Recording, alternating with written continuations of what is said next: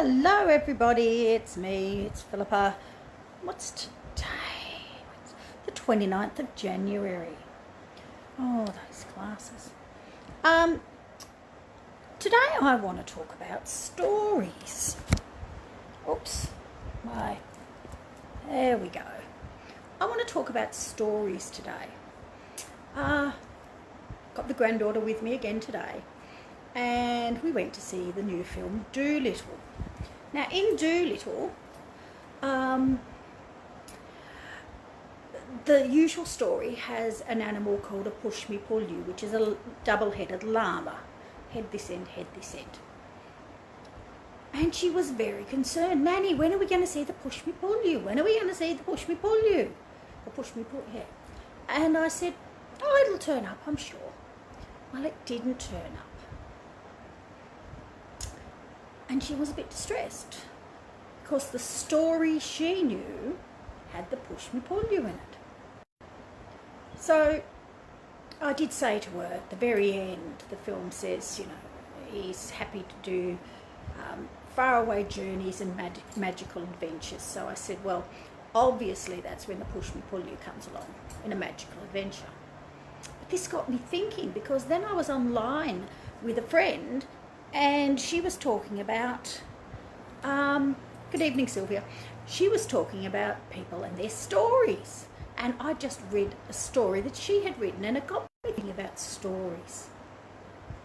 What story are you telling yourself about you? Because for Isla, she already had a story in her mind. Dr. Dolittle had this. That was her story. That was it. And it wasn't the story she wanted to hear. So we all make up stories. We all tell the story of our own life. We all get caught in our own stories. What stories are you getting caught in? I know I personally got caught in the poor old me. I've hurt my back and life's never going to be the same, and I just need to lie on the couch and wither away and die. And I lived that horrible story for about 3 years. 3 dreadful, depressing, drug years. Until someone actually said, do you like your story? This person confronted me big time when I was talking about how it was all too hard for me, blah, and carrying on. And they said, do you like your story? And I said, no, I hate it, I don't like it. And they said, well, what are you doing about it? And in fact, as a result of that, I got a coach and went up and studied coaching, and then as a result of that I've studied more coaching from different techniques and neuro-linguistic programming and hypnotherapy and all of these things, just because I didn't like my story. My story was a real shit one, and I was telling it again and again and again and again and again and again and again every day, to myself and to anyone who would listen. Because quite often when we tell a story, and when we tell a story about ourselves, we get so caught up in the story that we can't see, the old saying, the wood from the trees. So, my question is, I've been talking to you about stories. I've been talking to you about the stories that people write and what those stories have meant for me. What stories are you telling yourself? What stories are you living that you don't want to live anymore? And it's only when someone asks you, like I'm asking you now, that we often stop and think, oh, what story am I telling myself?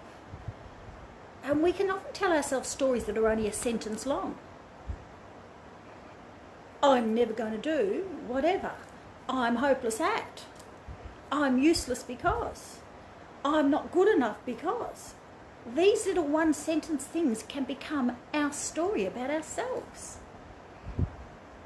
And it's really quite amazing how many we have, and we all have lots. So what I'm asking today, and I'd really love people to think about this, is What is your story that you don't want to live anymore?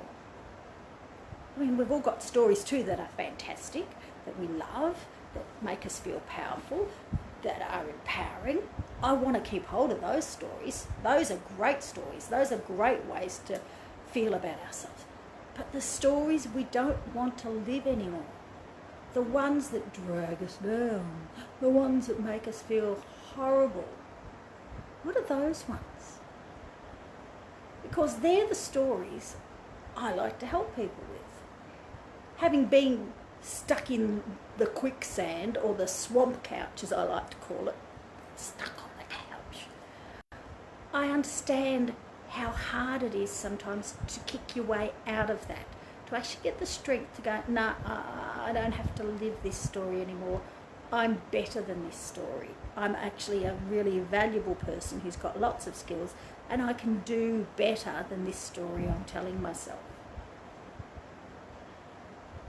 Because when we tell ourselves these horrible stories, we get caught up.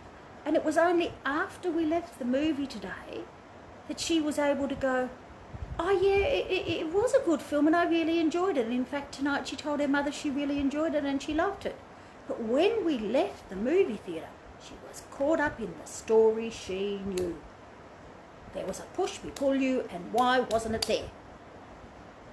It was only through our discussion that she was able to go, oh yeah, there could be more. I'm only seeing it from this one small perspective. There could be more than what I'm seeing. Because we only see the world through our glasses, unless we take time to step back or to use a practice, a hypnotherapy practice or an NLP practice that can actually step you away from being yourself. Because otherwise we just get caught up in our own stuff. It becomes who we are.